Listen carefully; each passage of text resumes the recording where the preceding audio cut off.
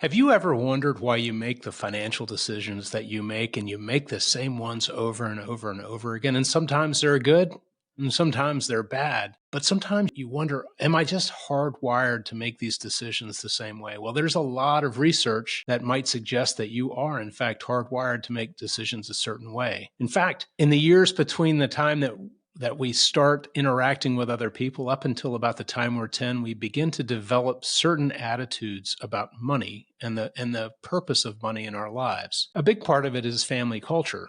You know, you can see if you grew up in a family where maybe there was some scarcity, you might have been taught not to talk about money.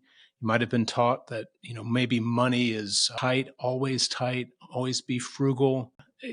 Family culture makes a big difference. If you were raised in a family where there was abundance, there might have been less concern about where the next dollar would come from. And so maybe your spending habits now are a little bit looser and a little bit less disciplined. Another is just the common childhood messages that you received. If you were told we can't afford that, or money's tight, or money is at the root of all evil, don't worship money.